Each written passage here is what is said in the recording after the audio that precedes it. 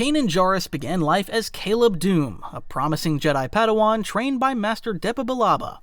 During the final months of the Clone Wars, he fought alongside Republic clone troopers on Kalar. On the day everything shattered, he had just informed his Master Billaba about the arriving reinforcements in the form of Clone Force 99, and ran out to meet them. But then Order 66 happened. His Master Billaba sensed the turn and managed to deflect the first few blaster shots. Caleb tried to run back and help her, but his master realized the futility of it.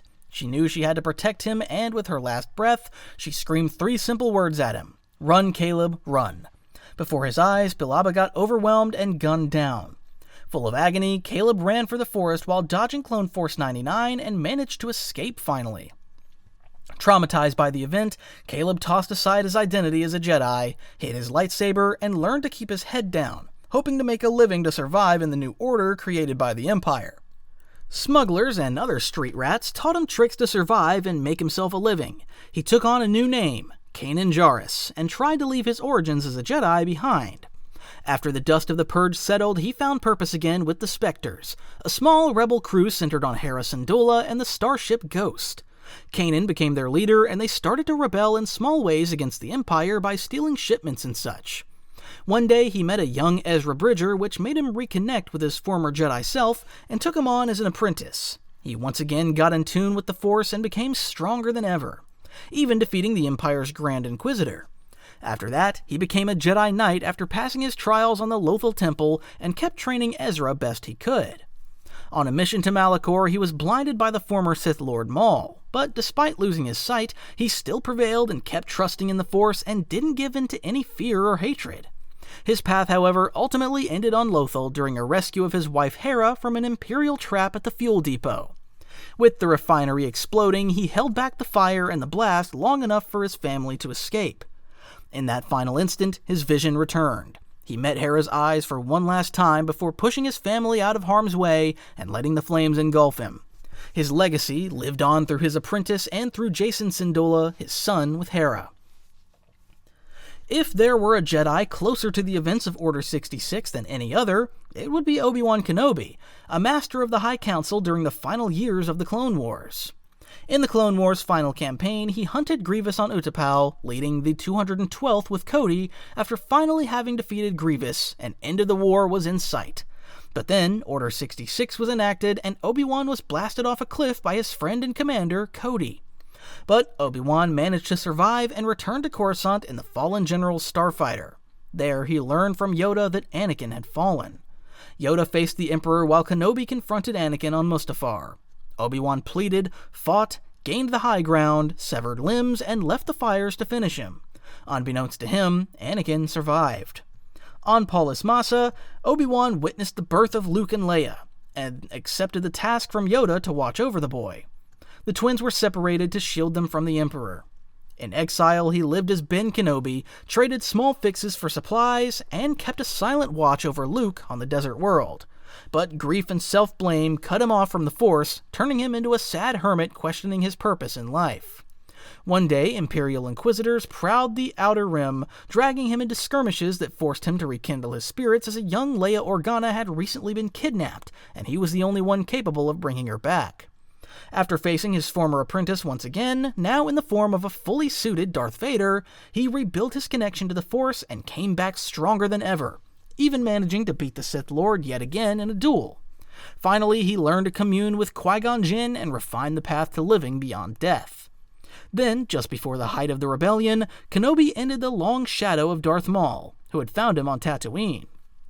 As Maul became a liability for Luke, he decided he had to end the former Sith Lord's life.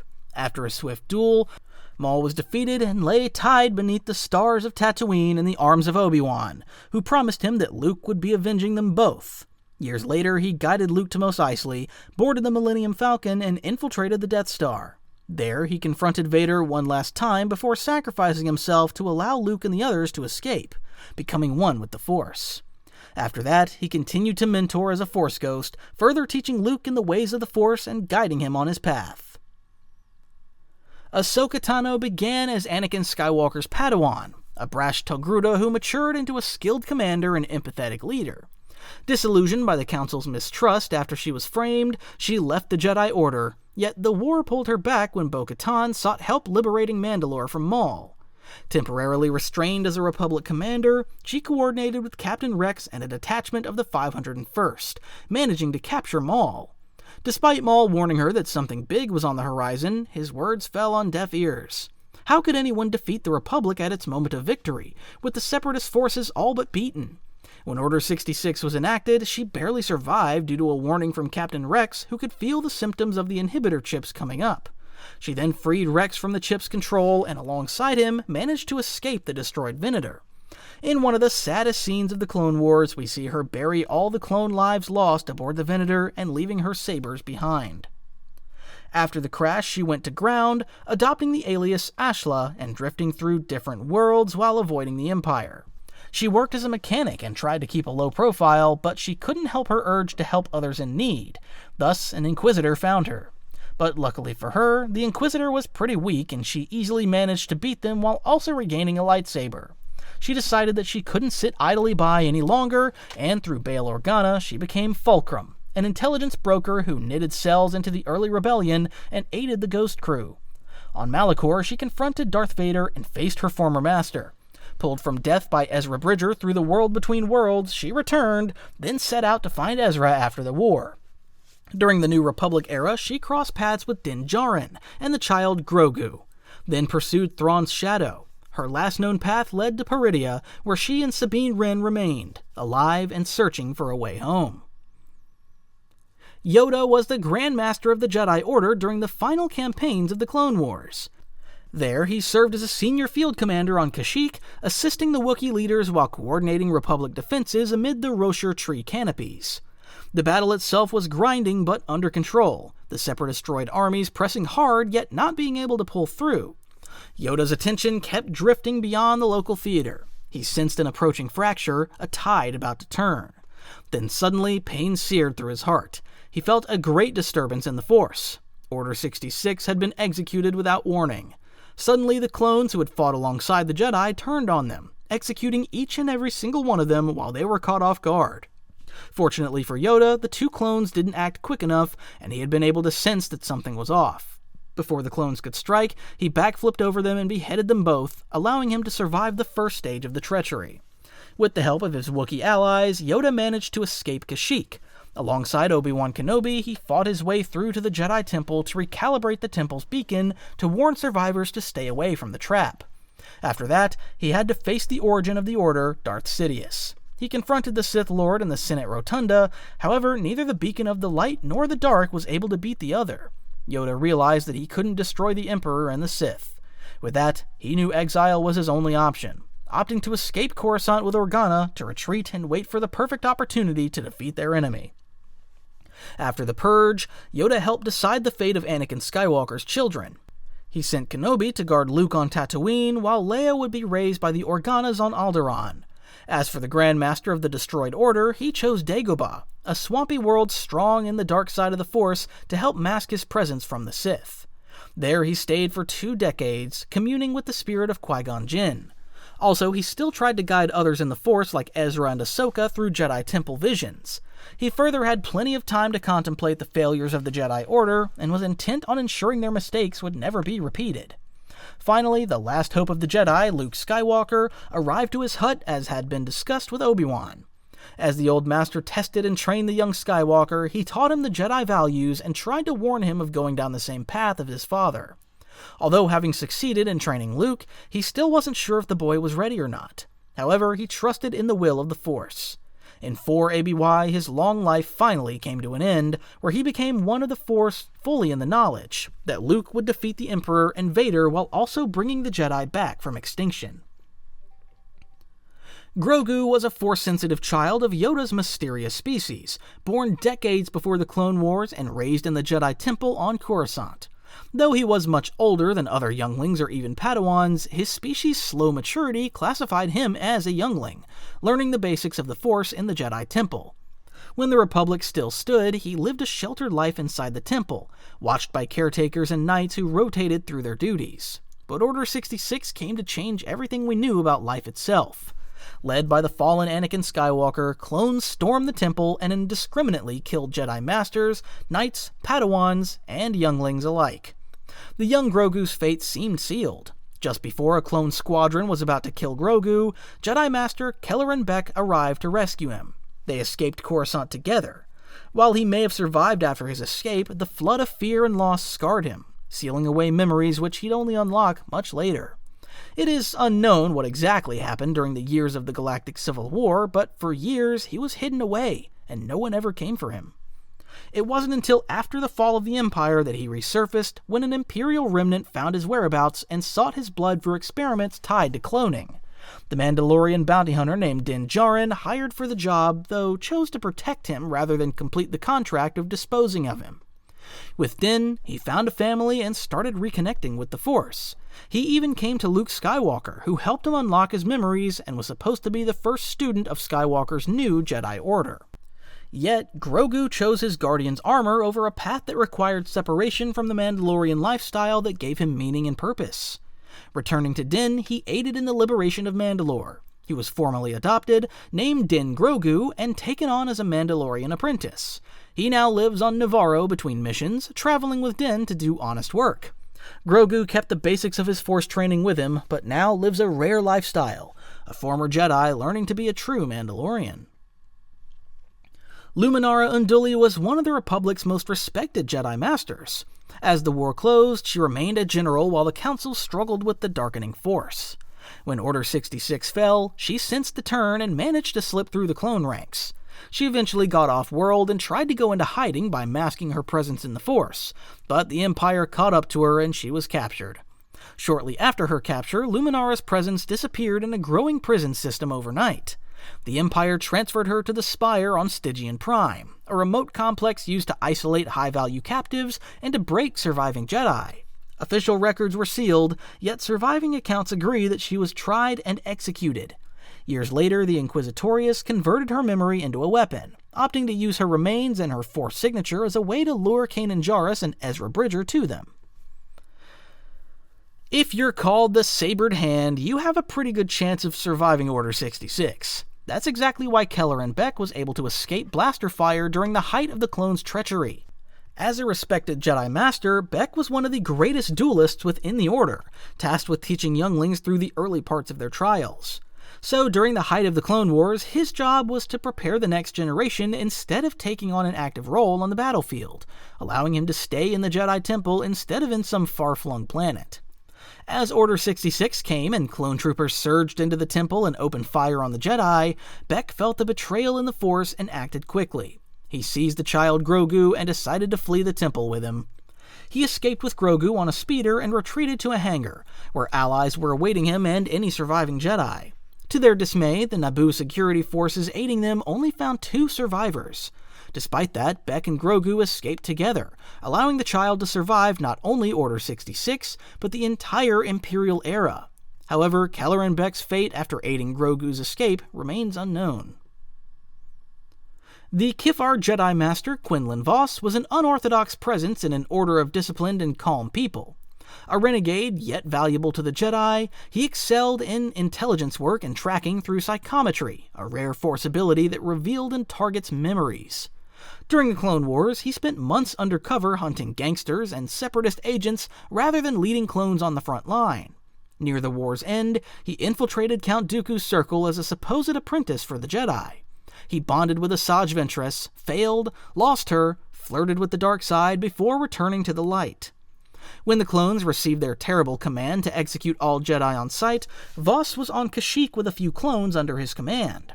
But being different served Vos. His renegade personality allowed him to break Jedi habits the clones had mastered to the letter. Specializing as a stealth operator, he escaped the clones but was wounded. Vos hid in the forest, using psychometry to guide him through the trees until he reunited with his lover, Colleen Hence. Though the Empire targeted him as a priority, they eventually pronounced him dead, especially because of his expertise as an operator hiding in the shadows. Vos remade himself numerous times during the Imperial era to evade detection. Instead of fighting the Empire as a knight in public, he decided to hurt his enemies in a different way. Vos linked up with the Path, a clandestine network of safe houses and sympathetic Imperial leaders who helped Jedi and Force sensitives escape the Inquisitors and the other Jedi hunters. There were no records of his activities or whether or not he was active in other matters. However, a decade after Order 66, Obi-Wan Kenobi hid in one of the Path's safe houses, where he recognized his old friend's handiwork, concluding that Quinlan Vos was still indeed alive during the height of the Empire's rule. Neither Jedi nor Sith, Asajj Ventress initially lived a life not her own. Shortly after losing her first master, who was a Jedi, Ventress found a new one in Count Dooku. The Separatist leader took her in as an apprentice, a Sith assassin under his tutelage. During the Clone Wars, Ventress was Dooku's dog, sent on assassination missions to prove her worth. But when she had grown too powerful, she became disposable to Dooku's master, Darth Sidious, who feared that her growth could pose a threat to his rule.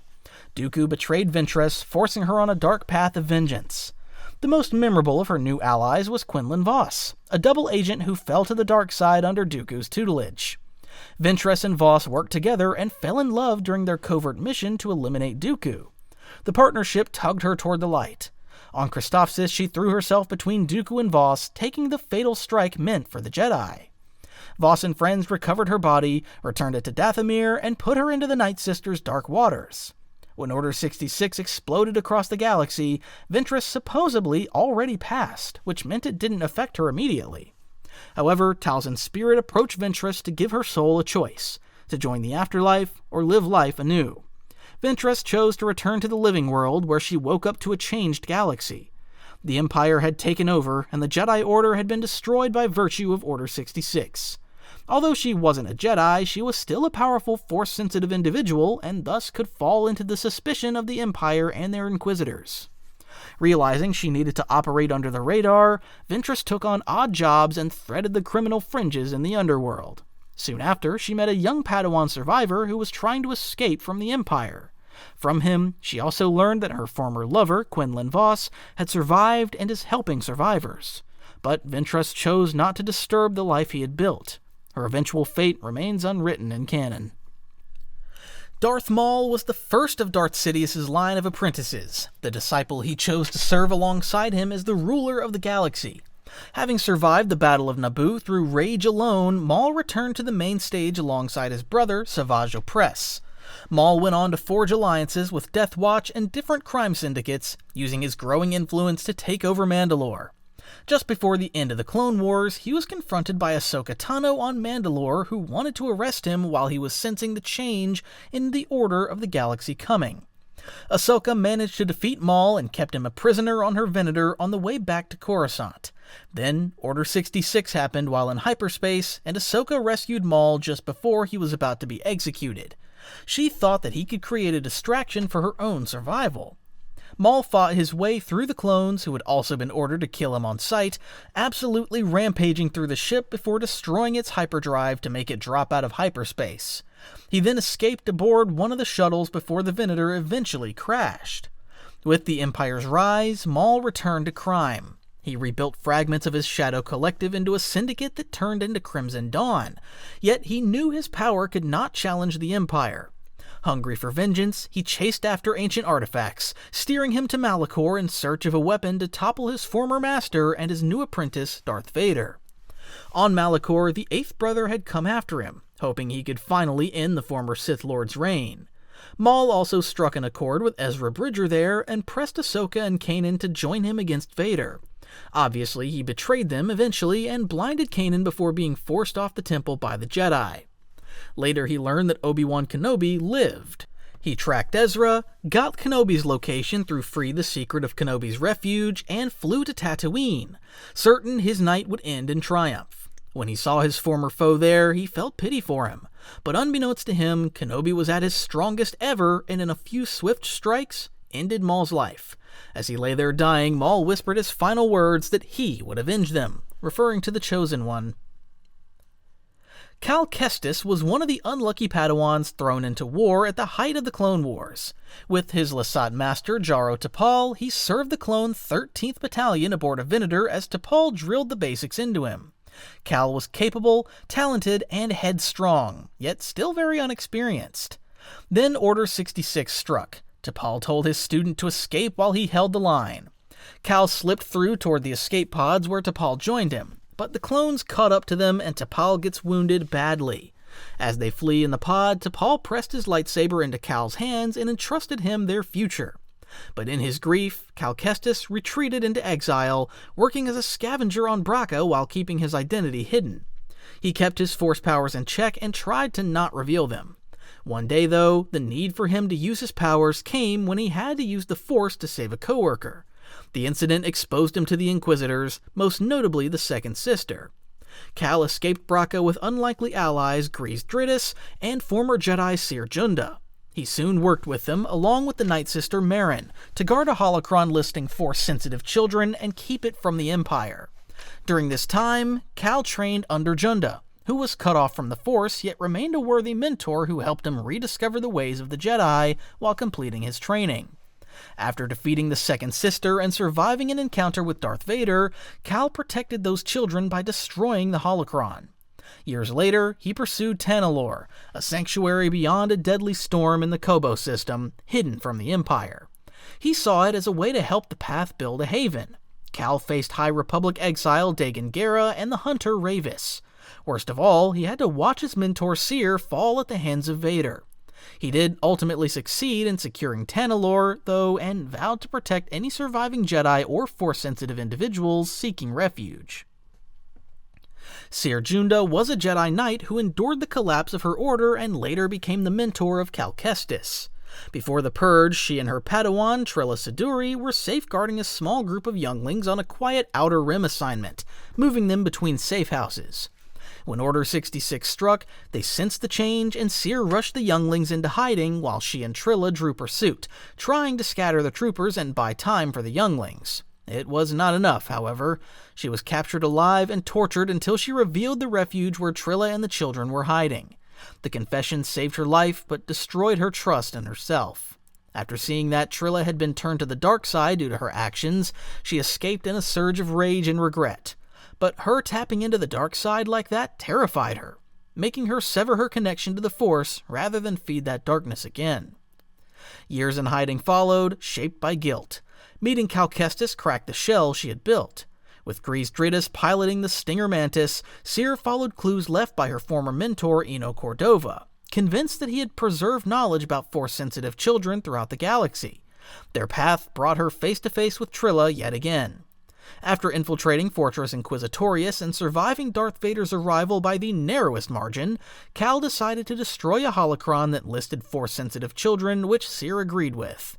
Eventually, Cere established a hidden archive on Jedha with Cordova and a network that ferried refugees and preserved Jedi lore. When the Empire discovered the base, she oversaw the evacuation and chose to hold the library herself. But unfortunately for her, Darth Vader arrived and a duel ensued between the two. Although she held her own for some time, she was eventually beaten by Vader and died at his hands. She can be proud to have at least pushed him to his limits a bit. Bode Akuna was a human Jedi Knight who worked as a spy for Republic intelligence during the Clone Wars. While many Jedi fought on open battlefields, he specialized in courier runs and deep cover missions. A rare ability allowed him to hide his Force sensitivity, making him read as a civilian to Jedi and Sith. When Order 66 erupted, he was far from any clone command structures, following a lead that kept him off Imperial sweeps. In the quiet that followed, he built a new life outside the fight, married Tayala, and on Biren welcomed their daughter Kata. But his peace did not hold because the Inquisitorius eventually discovered them. They murdered Tayala and pushed Bode toward a compromise that would define the rest of his years. That bargain pulled him back into the currents of the era. Lank Denvik of the Imperial Security Bureau, once his handler in the Republic, offered protection for Kata if Bode worked as a covert asset. Years later, Bode met Cal Kestis and the crew of the Stinger Mantis and presented himself as a scarred ally. On Jedha, when the Empire struck the Hidden Paths archive, he showed his other face. He murdered Jedi Master Eno Cordova, stole the last Operational Abyss compass, and transmitted intelligence that allowed Darth Vader to arrive, leading to Cere Junda's death and the destruction of much of the archive. He then regrouped at Nova Garen's ISB facility, before setting course for Tanalorr, a hidden world beyond the storms of the Kobo Abyss. There, he trained Kata and argued that isolation was the only sustainable future. Cal pursued, with vengeance and hatred brewing with him. The two former friends and allies clashed. Cal defeated Bode and opted to keep himself away from the dark side. But Bode's desperation as a father pushed him to the edge, leading to his death by blaster fire. Kata did go on to live as a survivor under the guardianship of Cal. Carrying the same calm and peaceful demeanor that defined her master, Luminara Unduli, the Mirialan Jedi named Barriss Offee was the last person anyone would believe was treacherous. Plunged into war at such a young age, Barriss saw the horrors of the galaxy during her training. To that end, she resorted to betraying the Order shortly after her knighthood. Barriss bombed the Jedi Temple hangar, killed innocents, and framed her friend Ahsoka Tano. Anakin, however, discovered her treachery, leading to her arrest. But incarceration was her saving grace during the height of Order 66, for the clones were not in the business of targeting Jedi traitors who were in jail. So, shortly after Order 66, an Imperial agent called the Fourth Sister came to her cell with a stark proposition. The Empire was recruiting Force sensitives who knew the habits of Jedi survivors. Taking the chance to live, Barriss left the confinement and traveled to the soon-to-be-completed Imperial Fortress Inquisitorius on Nur. There she trained under the Grand Inquisitor, learning to track fugitives, interrogate, and quiet the part of herself that recoiled at what she was becoming. Survival meant putting on a new face. To that end, she worked as an Inquisitor, even as she regretted the actions that led to her betrayal of the Jedi Order. That inner conflict finally decided her path. Seeing the cruelty of the Empire, she chose to turn away from the Inquisitorius. She slipped into anonymity and wouldn't resurface until years later on a remote snowbound Outer Rim world, serving as a wandering healer. The Empire even found her here, as the Fourth Sister had tracked a Force-sensitive child here. Barriss decided to confront the Fourth Sister, trying to avoid any physical fight as she sought to end the cycle of violence of the Inquisitors. Inside an ice cave, she manages to turn the Inquisitor back to the light, but gets wounded in the process. Lin then carries her out of the cave, promising her that they were on a new path now. It is unclear whether Barriss is still alive at this point. Baylan Skoll was a Clone Wars hero. He was not at the same level as Anakin Skywalker or Obi-Wan Kenobi, yet he was a renowned and seasoned general who won many battles for the Republic. His strength defined him as a Jedi Knight during the final years of the Republic. When Order 66 arrived, Skoll survived. Records are scarce, and it is likely he was away from the front lines during the height of the Purge. Rather than hide and let his skills rust, he worked as a mercenary under the Empire. However, this brought him closer to the dark side, and he became a Dark Jedi. During these years, he uncovered a secret that eluded almost everyone. Darth Vader was Anakin Skywalker. Skoll did not align with the Empire or the Rebels during the Rebellion. He did not challenge the Sith or aid the insurgency. Survival was his sole focus as he bided his time for something greater. Along the way, he found a Force-sensitive girl named Shin Hati and took her as his apprentice. Protecting her and shaping her talent gave his life a bigger purpose. After the Empire fell, his mercenary work brought him into the orbit of Morgan Elsbeth and other clients who sought a return of the Empire. He treated their goal as a means, not a creed. When a path to the distant world of Peridea opened, he followed it. He was not chasing the restoration of an empire, but was seeking a source he sensed beyond the known galaxy. Skoll wanted to reinvent the galaxy from the ground up. He did not want the Jedi Order to rise again, as he had witnessed its shortcomings and believed they helped cause its fall. On Peridea, Skoll parted from Shin and climbed toward ancient monuments tied to myths he had pursued for years. His purpose was clear, for he wanted something deeper and more mystical than the feud between Jedi and Sith. His eyes turned to the Father, the Son, and the Daughter, the three figures who embody every aspect of the Force. It's not known at this time how his story will unfold. Few Jedi knew more about the Order than Jocasta Nu, an experienced master who once sat on the High Council before taking a less political role. She became the Order's chief librarian in the Republic's final days, mastering the archives as a scholar. During the Clone Wars, she rarely saw the field. She guarded the Temple's records and mentored younglings. During Order 66, she survived the assault by moving through doors and maintenance shafts that only an archivist would remember. She slipped into the underlevels of Coruscant. The Temple held a Kyber memory crystal indexing the locations of Force-sensitive children, a seed for any future Order if kept safe, and a weapon if it fell to the Empire. After months in the shadows, she returned to the temple in disguise and penetrated a secret archive only she could open. She recovered the crystal and raided a cache of antiquities, taking an ancient lightsaber rifle that could channel a saber's energy into a blast. But she was intercepted by the Grand Inquisitor, who quickly beat her in a duel. When he was about to end her, though, Darth Vader intervened, wanting to question her first, which gave her an opening to flee by having her lightsaber rifle overload into a powerful explosion. But Vader caught up eventually and struck her down, ending her life. However, the crystal she was protecting did end up helping Luke Skywalker out decades later. Ferren Barr was an Iktochi Jedi Padawan at the end of the Clone Wars. He managed to survive Order 66, though the exact circumstances are unknown. After going into exile, Barr decided to oppose the Emperor by any means possible. For that, he went to Mon Cala and became an advisor to the local king Li Char. In that position, he manipulated the king into a conflict with the Empire, using the Force to influence the king and other high-powered officials that the Empire would slowly subjugate them. Then, he assassinated the Imperial ambassador on Mon Cala. When Ferren Barr was cornered by the Inquisitors and a squad of Purge troopers, he recognized them as clones and managed to activate the inhibitor chips in their brains to execute Order 66. The Purge troopers turned and blasted the Inquisitors, allowing Ferren Barr to escape. After getting away from the Inquisitors, he decided to confront Vader as King Li Char was about to surrender Mon Cala to the Empire. In their ensuing duel, although he held up well against the Dark Lord, he was ultimately defeated. In his dying moments, though, he saw his actions as necessary to rebel against the Empire and found peace. High Council members were prime targets of Order 66, yet a few slipped the net long enough to be found later by the Empire. Eeth Koth was one of them. The Iridonian Zabrak had been a leading voice on the Council and an active combatant during the Clone Wars. He relinquished his seat and left the Order when the war's cycle of violence no longer matched the Jedi way. Koth cut ties and became a priest of the Church of the Ganthic Enlightenment on a desert world. He married a fellow Zabrak named Mira and embraced a quiet life away from the war. So that meant he wasn't really a target yet at the time when Order 66 was enacted. But the Inquisitors eventually hunted him down, and Vader himself took it to him to remove the old Jedi Master from the face of the galaxy, as they wanted to get his newborn, Force-sensitive child.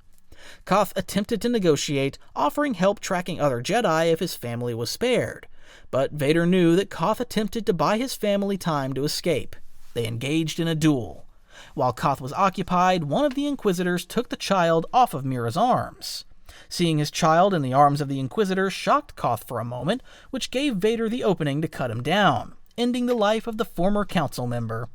The child was seized for Project Harvester and transported to Coruscant, while Mira was left behind with grief for the loss of her husband and daughter.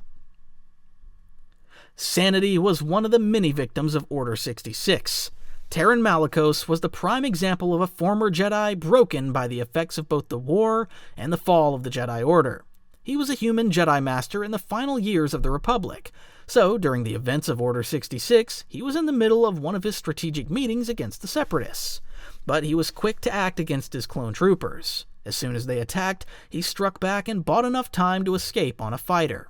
However, his fighter was too damaged to take him far from the dangers of the galaxy.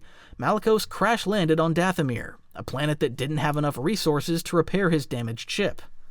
Stranded on a planet with more corpses than inhabitants, Malicos took advantage of the situation. The Night Brothers, without the Night Sisters controlling them, were easy people for Malicos to control, as he used their grief to his advantage. He decided that the Jedi way would only get him killed. So, in his attempt to survive on that harsh planet, he positioned himself as a warlord who could give the Night Brothers purpose. With careful lies, he told the witch Merrin that Jedi had betrayed her sisters, feeding a wound that made her an ally of convenience. Under the Crimson Sky, he honed a philosophy that prized strength, will, and the removal of comforting illusions. The man who had once obeyed orders became someone who wrote his own, and Dathomir answered to that voice. Taron Malicos' need to survive pushed him to the dark side. Years later, Cal Kestis came to Dathomir in pursuit of a holocron. Malicos met him head-on, offering him to join his side, but Cal could see that the former Jedi had strayed very far from the path. In the ensuing duel, Cal defeated him with Merrin's help, who found out that Malicos had been lying to her the whole time. Not all Jedi Masters relish sword fights or contests of the Force. Eno Cordova sought knowledge above all. This Jedi Master became known for his obsession with the Zeffo, a people with an uncanny connection to the Force. Because of his studies, he stepped away from the battlefield during the last days of the Clone Wars, trying to still his curiosity as the Order's version of Indiana Jones. But he left a legacy in Cere Junda, his former Padawan. When Order 66 erupted, Cordova was far from any clone battalion. He moved between Zeffo sites and other worlds with ruins that drew him. He learned the Zeffo fall was similar to the Jedi's fate, and he had foreseen their fall. Meanwhile, a holocron he had created years before the fall of the Jedi turned into a subject of interest for both Cal Kestis and the Inquisitorius because it contained one of Cordova's most prized collection of knowledge, the location of Force-sensitive children throughout the galaxy. Kestis and Junda eventually decided to destroy the holocron, leaving the fate of the children to the hands of the Force. In the years that followed, Cordova reunited with Junda on the planet Jedha, where they worked together to restore the Jedi archives using whatever knowledge that was left behind. However, Bode Akuna, a treacherous ally, leaked their information to the Empire. Vader came marching on the doorsteps with an army, hell-bent on destroying the Jedi and the archives. Cordova, without a chance to defend himself, was killed by a surprise attack from Bode, ending his life. Gungi was a Wookiee Jedi youngling who came to prominence during the Gathering episode in the Clone Wars, the rite that sent initiates to Ilum to claim Kyber crystals. When Order 66 was issued and clone battalions turned on their generals, the temple became a killing ground where children and teachers alike faced betrayal. The specifics of his escape aren't known, but the fact is that he survived, whereas most of his fellow younglings did not. After Order 66, he returned to Kashyyyk and devoted himself towards guarding Kashyyyk. Because of his inexperience, though, he was captured by the Vanguard Axis, a droid-run smuggling syndicate that trafficked in sentience. Clone Force 99 encountered the syndicate during a sale and recognized the frightened Wookiee youth for what he was. They intervened and freed him from the slavers. Then, alongside them, he fought off the Trandoshan hunters.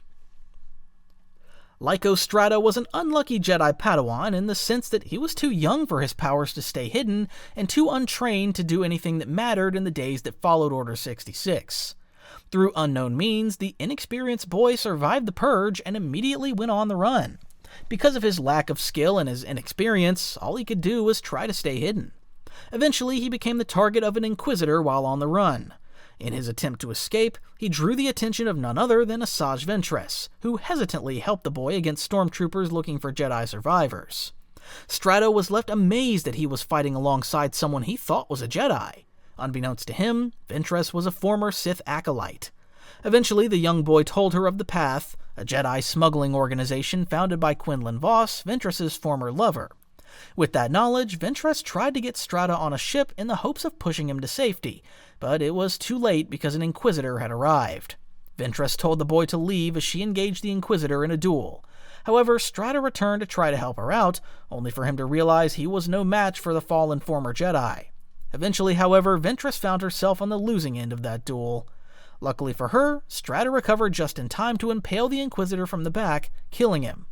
Not too long after, Strata became Ventress's traveling companion, intent on learning from a new mentor, and the rest of his story is still open. Nari was a human male Jedi who survived a full decade that followed the destruction of the Jedi Order. There were no specifics regarding his life before the end of the Order or where he was during the height of the Purge. All that was ever shown or mentioned was the fact that he survived and found himself on Tatooine 10 years after Order 66. It didn't take long for word to get to the Inquisitorius as the Grand Inquisitor came to Tatooine together with the fifth brother and the third sister. As the Inquisitors questioned the locals, the third sister threw a knife toward one of them, forcing Nari to spring into action to rescue the innocent civilian. But that was a death wish as the Inquisitors seized him and prepared him for interrogation. Luckily for Nari, a conflict between the Grand Inquisitor and the third sister bought him enough time to escape. Nari's escape allowed him to meet Jedi Master Obi-Wan Kenobi. Despite Nari's relief in seeing Obi-Wan alive, Kenobi merely told him that he had mistaken him for someone else. He denied being Obi-Wan, understanding that it was crucial for him to stay as anonymous as possible. Despite that, Nari still begged him for help. Finally, Obi-Wan told him it was best for him to bury his lightsaber and live a normal life, something Nari could never do because there were plenty of people who needed the Jedi's help. Nari's ideals killed him, as the Inquisitors captured and killed him. His corpse was hung in the city to serve as an example for anyone wishing to defy the Empire and the Inquisitors. Kenobi saw the body and merely left in sadness, understanding he needed to do what he did. Few people could claim to have a victory over Darth Vader, and Kirak Infila is one of them. He was a Jedi Master who was a relic of the High Republic before retreating from the public eye to take up the Barash vow. As such, he lived a silent and solitary life to commune with the Force in a distant moon called Aldalim. In isolation, he honed his mind and body, reaching his peak as a Jedi. So, when the command to eliminate the Jedi came, Kirak was nowhere in sight. He wasn't even aware of the existence of the clone army, and the clones shared the same sentiment, as they didn't know of his existence. As such, he survived the murderous purge as he was unreachable for anyone except for those who truly sought him for a singular purpose. Vader happened to be the one to seek him as the Sith Lord was searching for a kyber crystal for his first lightsaber. Vader had learned of Kirak's existence from the Temple's vast knowledge of Jedi. As such, he chased Infila's shadow to Aldalim, seeking to defeat the Jedi without the use of a lightsaber. But Kirak was prepared as he ended his vow right then and there, knowing he needed his full attention on the Sith Lord. The Jedi Master used his surroundings to his advantage, weakening Vader's ascent and tiring the Sith Lord out so that he would be an easier target. When they finally met, Kirak managed to disarm Vader and hurled him into the depths. He had defeated the Sith Lord, but Vader remained alive and angrier than ever. Vader rebuilt his ruined frame with scavenged parts and returned. He opened the dam and flooded the city, forcing Kirak to choose between defense of innocence and the duel. The Jedi saved who he could and re-engaged, driving Vader to the brink before the tide reversed. Exhausted by his rescue attempts, he fell from the dam. The Sith then struck him down in his most vulnerable state.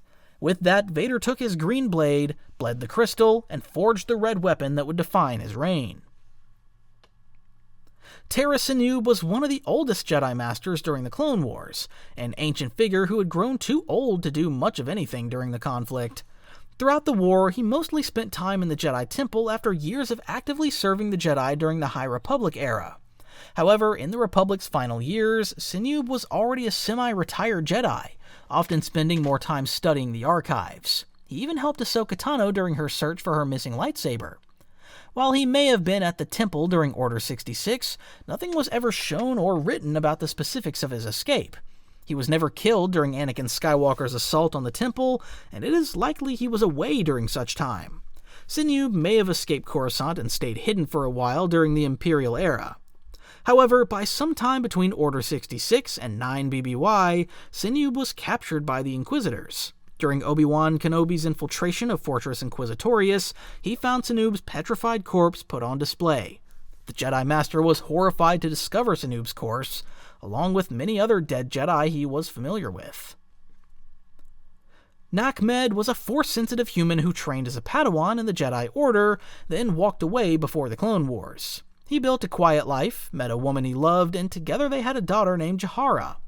When Order 66 erupted, he accepted Palpatine's broadcast and believed the Jedi had attempted a coup, a belief that shaped his next choices. Imperial hunters traced him, and the Grand Inquisitor confronted him. Their duel was fierce as Med fought hard even to the point of disarming the Grand Inquisitor and destroying his spinning dual-bladed lightsaber. Soon after, he fled and vanished into the Outer Rim and reached Pamba, a remote world where he masked his presence from any Imperial attention. Years passed, and Med remained hidden on Pamba through the Empire's rule and into the New Republic.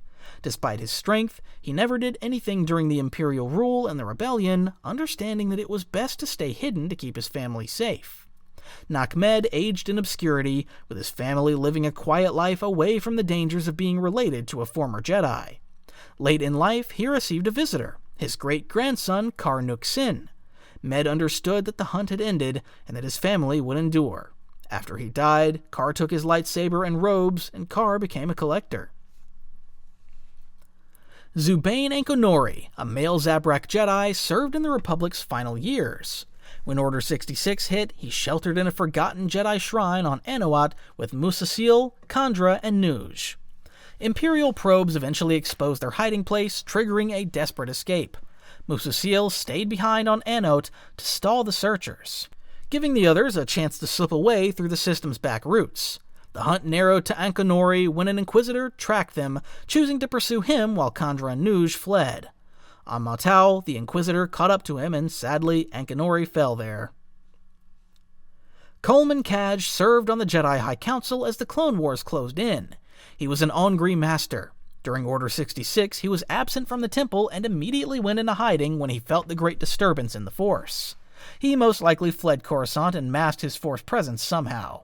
The Empire knew that he hadn't been killed and thus put him onto a list of survivors that survived the initial Order 66 assault. His name was still on the list years into the Empire's hunt, proof that he had hidden exceptionally well. It is unknown what happened to him years into the Imperial era, but it is believed he had survived for at least a few years. Pablo Jill was an Ongri Jedi Knight who took part in the first Battle of Geonosis with the Jedi Assault Team. He fought beside Jedi to free Obi-Wan Kenobi and Anakin Skywalker, along with Senator Padme Amidala from the Confederacy of Independent Systems. During the Clone Wars, he dueled General Grievous above Duro in a satellite city. The clash left him injured, and he lost his lightsaber during the fight. Not a lot was ever told or written about him during the height of the Clone Wars or in the middle of the Purge. All that's known is that he survived Order 66 and went into hiding for a short while, with little to no luck. Between 19 BBY and 9 BBY, Pablo Jill was located by the Inquisitors, executed, and entombed within the Fortress Inquisitorius on the ocean moon of Nur in the Mustafar system. Preserved in a petrified state, his remains rested among many fallen Jedi. In 9 BBY, Obi-Wan Kenobi infiltrated the fortress to rescue Leia Organa and witnessed the grim display. Vanzell Mar-Klar was a human Jedi Master who had already reached that rank prior to Order 66. Where he was or how he survived the Purge is unknown. However, he survived the initial assault and eventually went into hiding. Mar-Klar decided to covertly train new potential Jedi Knights after the Great Jedi Purge. Among his students was Nedris Nar. However, Mar-Klar's fate was never revealed while training Nar and all his other Padawan learners. Oppo Rancisis served on the Jedi High Council through the final stretch of the Clone Wars, more strategist than field legend. Near the end, he helped direct the battle at Seleucami. Then Order 66 hit and clones received the command to kill Jedi on sight. The record does not show a step-by-step account of his escape or who stood with him that day. What it shows is that he lived through the first wave and disappeared from view. The early years of the Empire created Inquisitors who hunted and kept tallies on the Jedi who slipped the net. Rancisis appeared on those survival lists. After that, his trail went quiet. There was never any word about whether or not he had been captured or killed, but it can be presumed he perished during the Imperial era as he never joined the rebellion nor trained any Jedi. It is likely that age caught up to him or that other factors led to his eventual death. Elan Rast was a Vulcaran who reached the rank of Jedi Master and lived through Order 66. It was never mentioned how he escaped the clones and the early Jedi Purge by the Inquisitors. He found the former Jedi Knight Tensu Run, and they voyaged together, with Elan becoming his master. Rast made use of the starship Voyager Dawn for space travel and used it to pick up other Jedi survivors, making it a home for them. However, he was eventually tracked down by the Grand Inquisitor. As he boarded their ship, he demanded to find Tensu Run, who was responsible for infiltrating an Imperial prison. Rast refused to give up his whereabouts, and alongside the other Jedi who wouldn't betray his apprentice, fell at the blade of the Inquisitor. Meanwhile, Tensu escaped. Tensu Run survived Order 66 and kept moving while the Empire tightened its grip. A human Jedi Knight, he slipped the first sweeps and took shelter in a snow-covered forest with the elder Jedi Elan Rast. The quiet gave him time to face the shock of the Purge. Rast warned that anger could bend a survivor into something unrecognizable. Run chose restraint, kept training with Elan, and held on to the idea that the remaining Jedi still owed protection to the helpless. Against his master's will to focus on survival instead of heroism, he decided to take action. In a Delta 7, he infiltrated an Imperial site on Regis Core and freed more than 100 prisoners. That strike swelled into the conquest of Regis Core and turned him into a hero for any potential allies. But it also drew Darth Vader and the Inquisitorius onto his track. Run gathered with other survivors and later created a safe haven on Zayron. When the Grand Inquisitor killed Rast aboard the Voyager Dawn, grief hardened his resolve. He turned to hunting the hunters. Run lured the fifth brother to Garrigon and met him blade to blade. He cut off the Inquisitor's left forearm, then spared him to send a message. He kept helping civilians while laying plans for a new temple. Run saw success in his skirmishes with the Seventh Sister and Ninth Sister, as he was skilled enough to match the Inquisitors. However, the trail ended under Vader's hand. The Sith didn't struggle with Run and eventually severed his head with one fell stroke, killing the survivor who openly defied the Empire. Hezo worked in the Jedi Temple's guts, a former Padawan who never made it to knighthood but knew every hangar, server rack, and access hatch. So while he may have failed as a Jedi, he worked as a technician. Unbeknownst to the Jedi, he'd been recruited by Darth Sidious as a spy, feeding him information while also keeping tabs on an interesting Jedi named Isket Akaris. He was one of the people who fed Isket ideas to betray the Jedi. Eventually, Order 66 came, and by not being a Jedi, meant Hezo was safe from the Purge.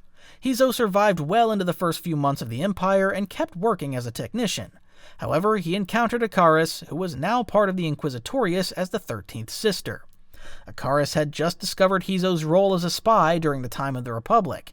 However, afraid that Hezo would spy on her and report his findings to the Grand Inquisitor, Akaris cut him down, much to his confusion. Grandia was Thelan Jedi Knight on the front lines when the clones turned. Exhausted after a long watch, she stepped away for tea just as the command reached the troopers. They raised their rifles, but she did not draw her saber. Instead, she reached for their minds and seeded a simple lie, that she was already elsewhere in their ranks. Confusion broke through their ranks as they started blasting each other. She took advantage of the opening and managed to slip out and escape. She destroyed her lightsaber so she couldn't be recognized and burned her Jedi robes. During the Empire's hunt for survivors, 2 Inquisitors found her trail and forced her into a fight. The 13th Sister took her right leg, and the 9th Sister put a blade through her. Bleeding and fading, Grandia pushed her will into their senses and convinced them that the job was finished. Reports went up the chain that she was dead. But she survived and let the galaxy forget her name. She went on to live as a ghost, moving from place to place so no one would become suspicious of her. Years later on Lati, Kylo Ren found her, prepared to destroy a relic of the past. Grandia, who was unarmed, used her powers to reveal to Ren that Luke Skywalker was already dead, having sensed his demise. Ren had no choice but to cut her down. To his confusion, Grandia's body disappeared, along with the entire village around him. Charlin Plaka was one of the young Jedi Knights acquainted with Isket Akaris during the time of the Republic.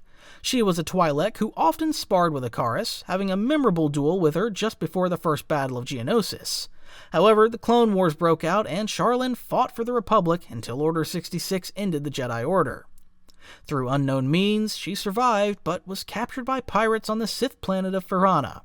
Isket, who had become the 13th Sister and Inquisitor, found and killed her alongside a few other survivors.